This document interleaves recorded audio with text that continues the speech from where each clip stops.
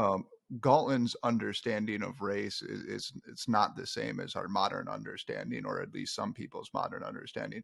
Right. What would you say was Galton's idea of race? And then like what were some of his views that now, I mean, so like if you look at Wikipedia, for example, it will tell you that he was the founder or one of the founders of what they call derisively race science. So let's talk about what was Galton's view of race and then what were some of his beliefs about it. Well, Galton used the word race in roughly the same way that Charles Darwin did. A race is a breeding group where the limit of that breeding group is very flexible. It depends on what you're interested in. Um, Jews can be a breeding group. Schoolmasters can be a breeding group if they inbreed. Anything that inbreeds can become a race Mm-hmm. in Galton's usage, as it was for Darwin. Um, of course, the races that we're familiar with, whites, blacks, and so on, they also qualify at a very coarse resolution. So it was a flexible word. So often people, Galton will be using the word race when he means roughly what we would mean by genetic. Mm-hmm. So he'd say a trait is racial. What he means by that is it's heritable. Mm-hmm. So, of course, in the modern context, when you say a trait is racial, people immediately think, oh, that's a white-black thing. Right. Which is roughly to confuse a theory of mountains with particular mountains that you know about. So whenever anybody Yeah. mentions mountains, you start, oh, you mean Everest? No, Right. no, I mean mountains. I don't. Everest is an example of a mountain, and so on, and that allows you to comprehend hills as well. So it's roughly the same situation. It's a much more flexible, intelligent use of the word race. And when you look at the origin of species, of course, race is in the title right there. Mm-hmm. Favored races. Darwin was using it in roughly the same sense as Galton. Yeah, so Stephen Saylor calls it an extended family, basically, which is another way of saying that. And I think it's important to note that there's this weird, often imputed conception of race that's this sort of Platonic, discrete category that supposedly all these race scientists held, and they did not. I mean, this is a very, what would you say, loose, flexible definition, right? Yeah, it's non-dogmatic, and in their day, not in the least controversial. Right, right. Every single one of their fellows used the word in roughly the same way. I mean, Mm-hmm. there were variances. People weren't always clear they didn't really always know what they were talking about, but the usage is consistent enough to be understood today if you make an effort. Right. And And it's unfortunate that this has all become mixed up with American politics, really. This whole white black thing. That's an yes. American politics thing. It didn't even used to be an English thing because they didn't really have a lot of other races until quite recently.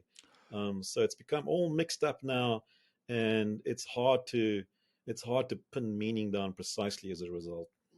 To be fair, I suppose what a critic might say is, well, look, I've read Galton, and Galton does make statements comparing different racial groups, right? So, for example, I think he predicted or said that I don't know what his nomenclature was, but like what we would call Africans, like sub-Saharan Africans, think he estimated that they were 2 standard deviations less intelligent than Europeans or than British. Is that a correct statement? That was his estimate? Well, two of his grades, and his Yeah. grades weren't standard deviations, they were a bit smaller. So it would be Okay. about 15 IQ points in modern terminology. He did talk about race in Hereditary Genius. Hmm. It was not a major focus of his. The Right. modern usage of race, black versus white, that was not a major focus of his at all because there weren't any blacks in England. He didn't have black subjects to deal with. It was more of an aside in one of the last chapters of Hereditary Genius, and based on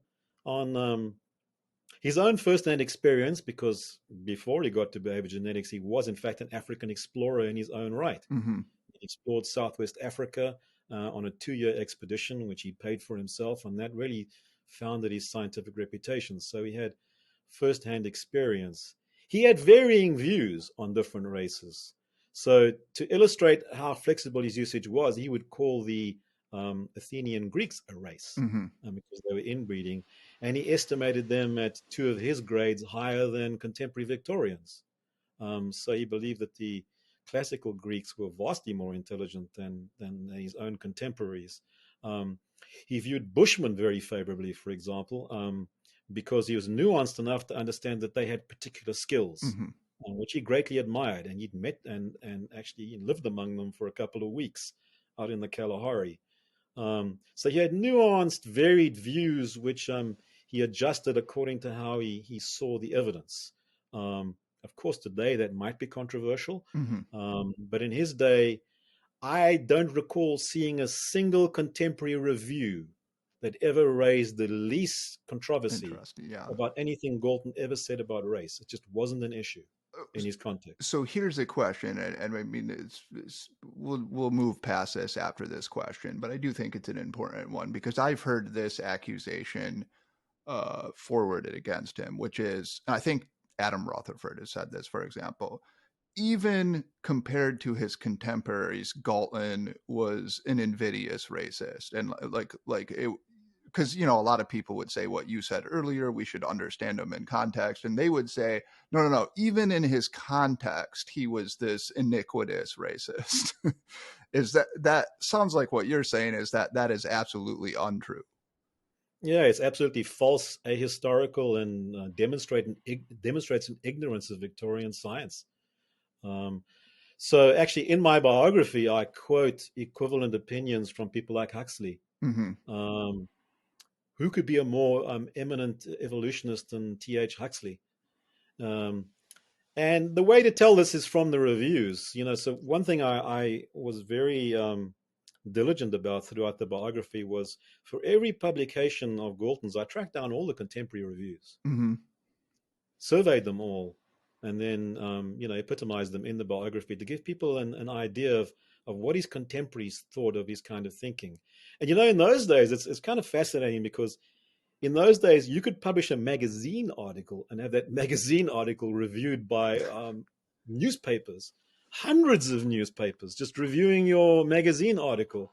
So I had this tremendously rich resource. We've scanned in all these newspapers now, so it's actually quite easy to search for these reviews. Hmm. A bit harder work to actually read them. I do not recall seeing even a single critical mention of Galton's views on race. It wasn't even raised, Right. not an issue. Right.